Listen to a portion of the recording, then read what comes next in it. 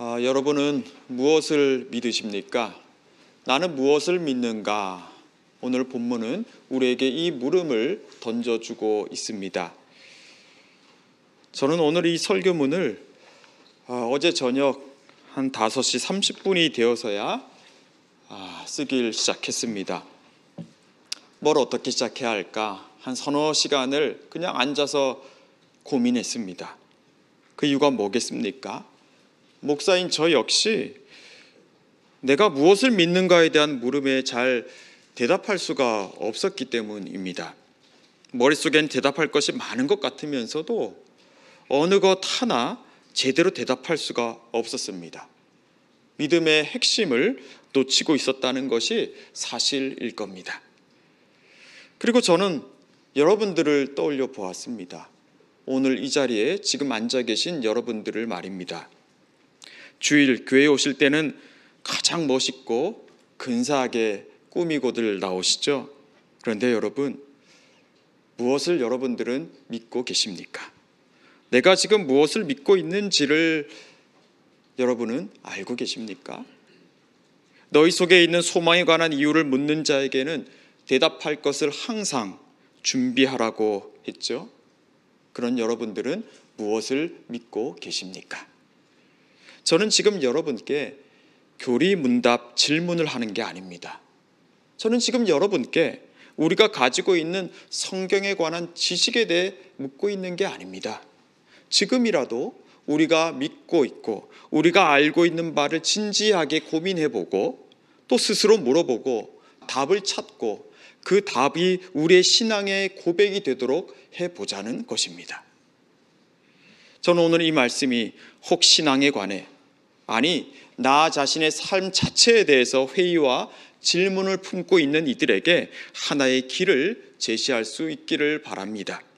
그리고 혹 여기 우리 중에 믿음에 대해 무관심한 분이 있다면 그 무관심을 뒤흔드는 도전의 말씀이 되기를 바랍니다. 왜냐하면 그 무관심은 우리를 보호해 주는 것 같지만 실은 절망 앞에서 아무 힘도 쓰지 못할 것이기 때문입니다. 나는 무엇을 믿는가? 그리스도인들은 무엇을 믿는가? 이 질문에 대한 답은 두 가지입니다. 첫째는 예수님이 우리의 주님이시라는 것이고, 그리고 다른 한 가지는 하나님께서 예수님을 죽은 자 가운데서 살리셨다는 것입니다. 9절 말씀을 보실까요? 내가 만일 내 입으로 예수를 주로 시인하며 또 하나님께서 그를 죽은 자 가운데서 살리신 것을 내 마음에 믿으면 구원을 받으리라. 자, 여기 믿음의 내용 두 가지가 나오고 있죠. 내 입으로 예수를 주로 시인하는 것과 또 하나님께서 예수를 죽은 자 가운데서 살리신 것, 즉 예수의 부활을 믿느냐 하는 것입니다. 바로 이 두 가지입니다. 이것을 나는 믿고 있는가? 스스로 여러분 한번 물어보시길 바랍니다. 그리고 이것이 나에게 무엇을 의미하는 것인지도 한번 물어보십시오. 만일 내가 그 의미에 대해 대답할 수가 없다면 우리는 어쩌면 이것을 제대로 믿고 있지 못한 것일 수도 있습니다. 믿음의 내용도 모르고 어떻게 그것을 믿을 수 있다는 말입니까? 예수를 주로 시인한다는 것은 예수님이 주님이라고 믿는 것을 내가 입으로 고백한다는 것을 말하죠. 그렇다면 예수님이 주님이라는 것은 뭘 말하는 것입니까? 예수님께서 내 인생의 주인이라는 것은 나를 그분이 다스리고 계시다는 것을 내가 믿는다는 겁니다. 여러분, 이런 믿음을 갖고 계십니까? 예수님이 내 삶을 다스리고 있고 또 앞으로도 그분이 다스리리라는 것을 여러분은 믿고 계십니까? 예수님은 이렇게 말씀하셨지요. 한 사람이 두 주인을 섬기지 못할 것이니 너희가 하나님과 재물을 겸하여 섬기지 못하느니라. 이 말씀은 2000년 전에 예수님께서 하신 말씀이지만 오늘 우리에게도 전곡을 찌르는 말씀이 아닐 수가 없습니다. 한 사람이 두 주인을 섬기지 못한다. 분명히 맞는 말씀이죠. 두 주인 섬기는 것 가능할 것 같지만 실제로는 그게 가능하지가 않습니다. 우리는 누구를 우리의 주인으로 삼습니까? 나를 지켜줄 만한 힘이 있다 생각하는 그 사람, 그렇게 우리가 판단이 되면 우리는 그 사람을 내 주인으로 따르지 않습니까? 그래서일까요? 예수님은 이어서 이렇게 말씀하십니다. 너희 하늘 아버지께서 이 모든 것이 너에게 있어야 할 줄을 아시느니라. 자, 이게 무슨 말인가요? 하늘 아버지께서 너희들을 가장 잘 알고 있어. 너희 하늘 아버지께서 그런 힘을 가지고 있다는 얘기입니다. 그리고 이어서 말씀하시죠. 그런즉 너희는 먼저 그의 나라와 그의 의를 구하라. 그리하면 이 모든 것을 너희에게 더하시리라. 여러분, 이 말씀 하신 다음에 예수님이 어떤 말씀을 하시는지 아십니까? 그러므로 내일 일을 위하여 염려하지 말라. 내일 일은 내일이 염려할 것이요 한날의 괴로움은 그날로 족하니라. 염려, 오늘 우리를 애워싸고 있는 그 염려가 결국 어떤 문제라는 겁니까? 내가 무엇을 주인으로 삼고 있느냐의 문제가 염려를 결정짓는 문제라는 것입니다. 아마 우리 대부분은 예수님이 나의 주님이라고, 우리의 주님이라고 고백하실 것입니다. 그러나 그 고백 자체는 여러분 아무나 할 수 있는 게 아닙니다. 성령으로 아니하고는 그 어떤 사람도 예수를 주라고 고백할 수 없기 때문입니다. 네, 우리가 예수님을 나의 주님으로 고백하고 그분을 예배할 수 있는 것은 이미 우리 안에 주님의 영이 계시기 때문이고 그러한 믿음을 우리에게 주셨기 때문입니다. 여러분, 혹 우리 중에 나는 예수님을 나의 주로 고백하고 있기는 하지만 내 삶은 전혀 그렇지가 않아요 라고 생각하시는 분이 있지는 않습니까? 그래서 내 신앙, 내가 가지고 있는 이 믿음에 대해서 회의를 갖고 계신 분이 있지는 않습니까?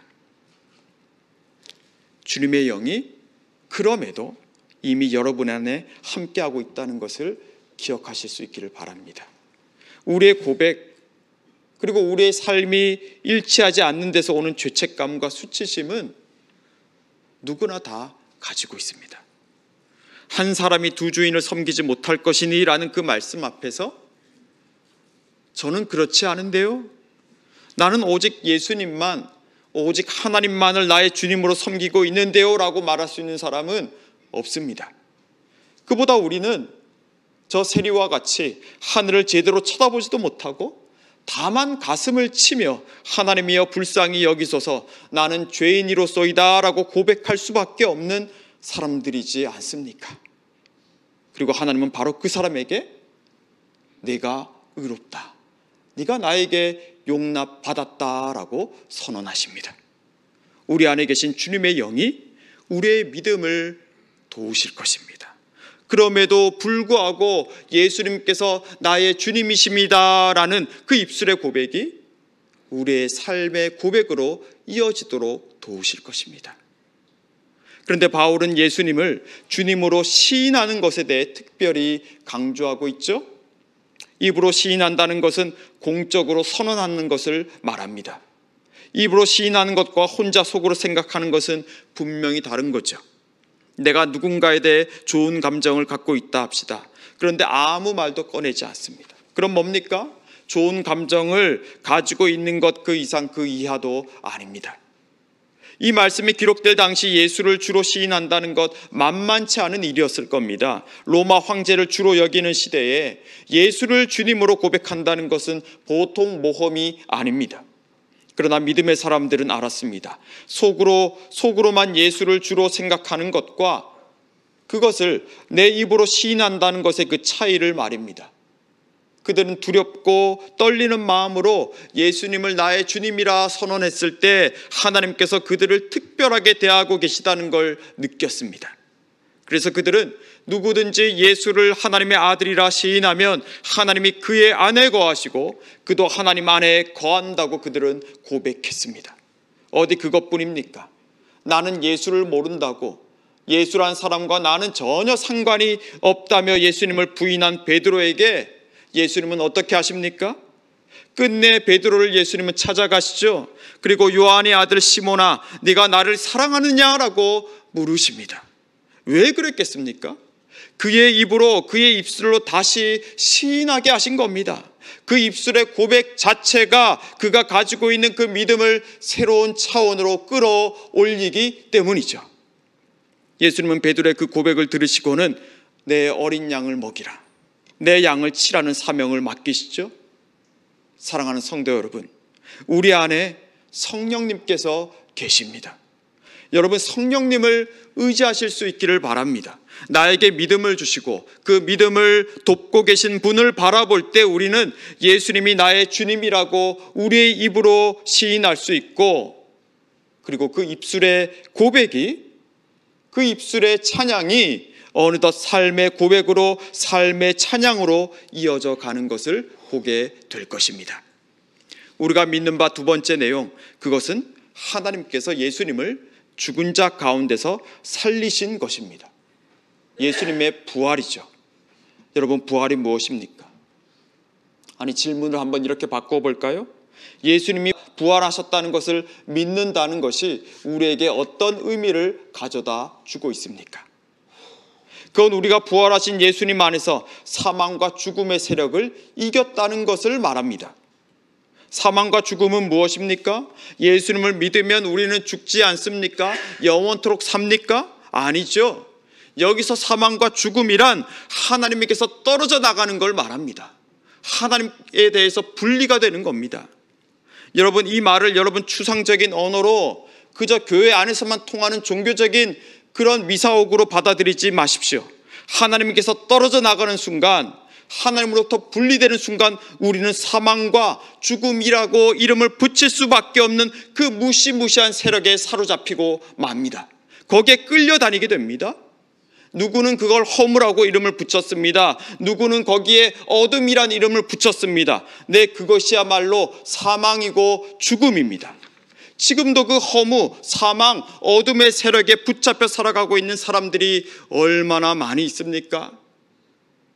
그 무시무시한 세력은 실제로 사람의 목숨을 가져갈 때도 있다는 걸 우리는 얼마나 자주 목격하고 있습니까?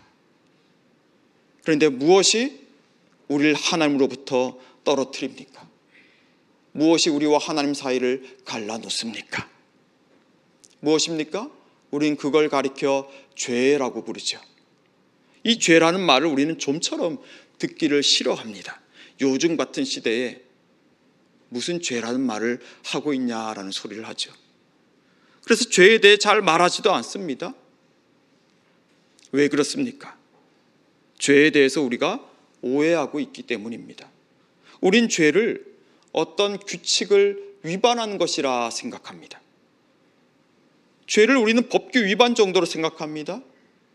그러면서 사람이라면 누구나 다 그럴 수 있지, 사람은 다 규칙 정도는 어길 수 있는 거 아니냐라고 생각합니다. 혹은 우리는 죄를 하나님을 믿는 이들이라면 필연적으로 겪을 수밖에 없는 양심의 가책이라 생각합니다.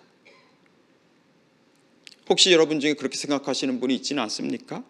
내가 하나님을 알지 않았다면, 하나님을 믿지 않았다면 이런 죄의식도 가지지 않았을 텐데 라고 생각하죠. 억울한 겁니다. 그러나 여러분, 죄는 규칙 위반이 아닙니다. 죄는 하나님을 믿기 때문에 가질 수밖에 없는 죄의식의 차원이 아닙니다. 죄는 하나님과 나를 분리시키는 거예요. 우리가 하나님을 영원한 생명의 근원이라 믿는다면 죄는 우리를 영원한 죽음으로 이끌어간다고 말할 수 있을 것입니다. 죄란 그런 겁니다. 죄가 장성하면 사망을 낳는 법입니다. 사람 자체를, 그 인생 자체를 파괴해 버립니다. 그런데 하나님께서 이 죄와 사망의 법이 작동하지 못하도록 하신 겁니다. 어떻게요? 아들 예수에게 그 모든 죄의 저주를 다 넘겨버리셨습니다. 예수님이 우리가 받아야 할 죄의 저주를 다 대신 받으셨습니다. 근데 그분은 그렇기에 십자가에 매달려 죽으신 겁니다. 바울은 이 사건을 가리켜 우리가 그의 죽으심과 합하여 그와 함께 장사되었다고 했습니다. 우리 또한 예수님과 함께 죽어버렸다는 겁니다. 그는 우리의 옛사람이 예수와 함께 십자가에 못 박힌 것이라 선언했습니다. 옛사람, 마땅히 죄의 대가를 치러야 할 그 몸이 예수님과 함께 십자가에서 죽은 겁니다.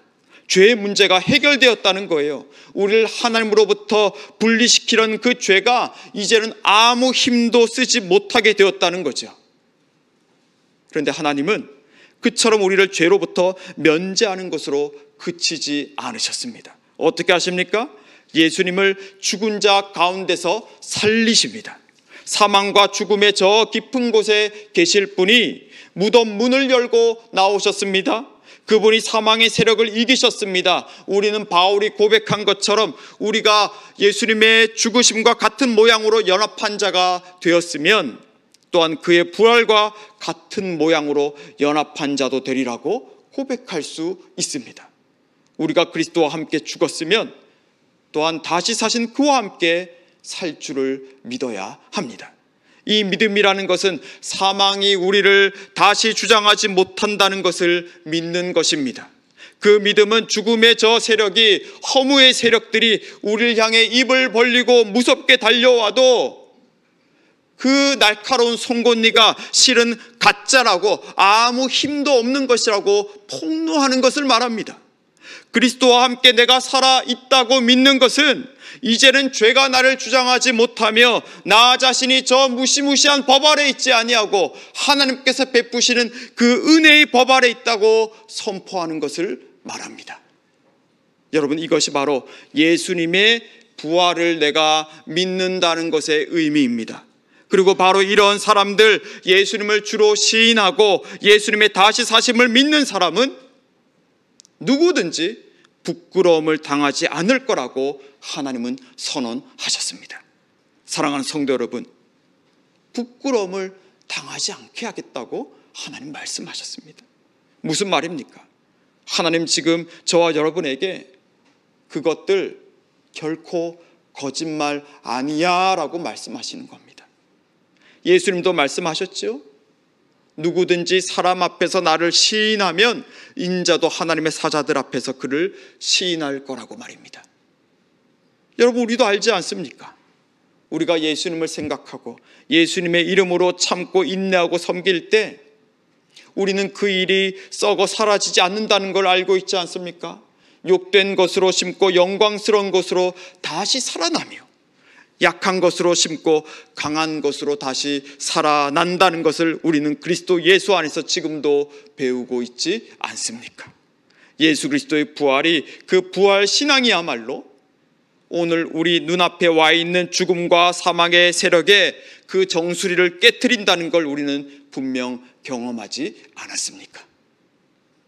사랑하는 성도 여러분, 오늘 주님은 우리에게 다시 주의 이름을 부르는 자가 되라고 말씀하십니다.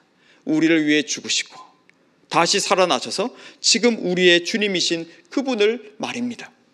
누구든지 주의 이름을 부르는 자는 구원을 받으리라 했습니다. 여러분, 구원은 영원한 생명을 마침내 성취하고 누리는 것을 말합니다. 우리는 그 구원을 향해 지금 가고 있는 사람들입니다. 그 사람은 어떤 사람이라고 합니까? 주의 이름을 부르는 사람이죠. 우리는 주의 이름을 부르며 그 구원의 완성을 향해 나아가야만 합니다. 여러분, 다시 사신 예수님을 바라보십시오. 그 일을 집요하게 놓치지 않고 포기치 않고 끈질기게 하셔야만 합니다. 우리 안에 계신 성령님께서 계속해서 우리를 예수님께로 인도하실 것입니다. 우리의 성령님께서 그분이 하신 말씀을 생각나게 하실 것이고, 또 지금 오늘 우리가 들은 이 말씀을 언젠가 우리에게 다시 생각나게 해주실 것입니다. 여러분, 그런데도 하나님이 우리를 위해 아들 예수를 보내시고 십자가에서 죽임을 당하게 하시고 그를 다시 부활하게 하셨다는 것을 우리가 나와는 상관이 없는 일로 여긴다면 어떻게 되겠습니까? 그 일은 나와 전혀 무관한 일이라 여긴다면, 그저 2000년 전에 있었던 이스라엘에서 있었던 일이라고만 생각한다면 말 그대로 그 일은 나와는 아무 관계가 없는 일이 되고 맙니다. 오늘 내가 느끼고 있는 수치심과 죄책감 혹은 허무감 때문에 하나님의 그 일들을 나와 무관한 것으로 여기지 마십시오. 하나님은 바로 그 수치심과 죄책감과 그 허무감에 시달리고 있는 우리 때문에 그런 우리를 위해서 예수님을 우리의 주님이 되게 하셨기 때문입니다. 오늘 말씀이 우리에게 전하는 것은 무엇입니까? 하나님께서 이미 다 해놓으셨다는 겁니다.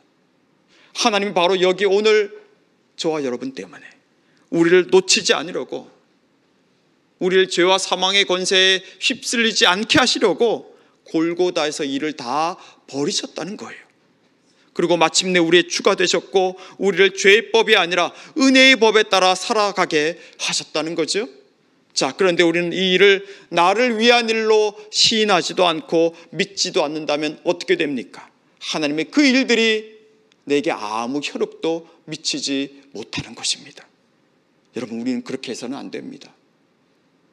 내가 하나님으로부터 분리되지 않았다는 것, 내가 하나님 안에 있다는 것, 하나님께서 나를 사로잡고 계시다는 것, 내가 하나님께 여전히 용납되어 있다는 것을 여러분도 용납하고 시인하십시오. 사망이나 생명이나 천사들이나 권세자들이나 현재일이나 장래일이나 높음이나 깊음이나 다른 어떤 피조물이라도 여러분들이 상상하고 여러분들이 절망하고 또 여러분들을 두렵게 만들고 부끄럽게 만드는 그 어떤 피조물일지라도 그리스도 예수 안에서 여러분들을 향한 하나님의 그 사랑을 끊어낼 수가 없다고 여러분의 입으로, 여러분들의 마음의 중심으로 선포할 수 있기를 바랍니다. 이것을 여러분 받아들이고 이것을 여러분 입으로 시인하고 선포하셔야 합니다. 울고 도망하고 핑계하는 것, 그게 우리를 살리지 못합니다. 그건 기껏해야 우리를 향해 다가오고 있는 죽음을 유예하는 것밖에 되지 않습니다. 이미 새 사람의 옷을 입혀주신 그분 앞에 나아가 서야 하는 것입니다. 그 이름을 부르면 살고 그렇지 않으면 우리는 죽는 겁니다. 여러분, 어떤 길을 선택하시겠습니까? 여러분이 믿는 바는 무엇이 되어야 하겠습니까? 오늘 내가 남들보다 건강하게 살고, 오늘 내가 남들보다 조금 더 여유 있게 살고, 그렇게 만들어주실 하나님을 여러분 믿으십니까? 아닙니다. 우리 주님은 그런 것들 때문에 아들 예수를 저 십자가에 매다신 게 아닙니다. 그런 것들 때문에 아들 예수에게 그 죄의 저주를 다 넘겨주신 게 아니에요. 우린 그런 하나님을 믿고 있으면 우리를 향해 다가오는 허무와 죽음의 세력들을 결코 이겨낼 수가 없습니다. 그렇게 되면 그리스도의 부활은 오늘 우리 자신과는 아무 상관이 없는 일이 되어버리고 마는 것입니다. 그리고 오늘 우리가 행하는 모든 종교적인 행위들, 예배, 기도, 찬양, 봉사, 이런 것들은 다 헛것이 되고 마는 것입니다. 그렇게 되면 피 흘리기까지 죄와 싸우기는커녕 그저 처음부터 죄에 굴복해버리고 이미 죄와의 싸움에서 이기신 하나님의 그 싸움은 나와는 전혀 별개의 것이 되고 마는 것입니다. 여러분, 그분의 부활, 그분의 주 되심을 믿으셔야 합니다. 그래야 우리는 우리를 위협하는 사망의 세력을 이겨낼 수가 있습니다.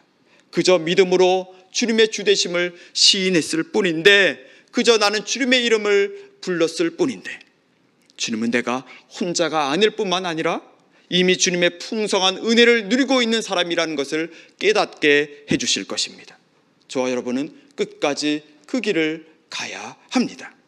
아니, 주님께서 그 길을 끝까지 갈 수 있도록 날마다 우리의 믿음에 새 힘을 공급해 주실 것입니다. 그 길을 가게 하시는 주님의 이름을 부르는 자, 너희는 이미 내게 용납되었다, 내가 너를 용서해 주었다, 너는 나의 사랑받는 자녀라고 선언하시는 이 하나님의 선언을 용납하고 선언하고 선포하실 때에 마침내 우리는 주님의 구원을 받는 자로 여김을 받게 될 것입니다. 기도하겠습니다.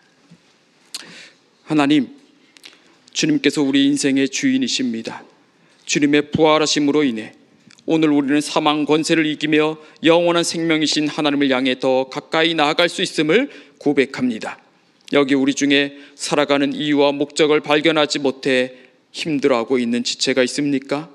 내가 저지른 죄로 인해 수치심으로 고통받고 있는 사람이 있습니까? 주님, 예수 그리스도 안에서 그 모든 죄의 저주가 사라졌다는 것을 우리의 입으로 시인하게 해주십시오. 부활하신 예수님 안에 있을 때 우리 역시 죄와 사망 권세를 이기며 살아갈 수 있다고 선포하게 해주십시오. 그리하여 누구든지 주의 이름을 부르는 자는 구원을 받으리라고 하신 하나님의 그 말씀이 내 삶 속에서 이루어지는 것을 보게 하여 주십시오. 예수님 이름으로 기도합니다. 아멘.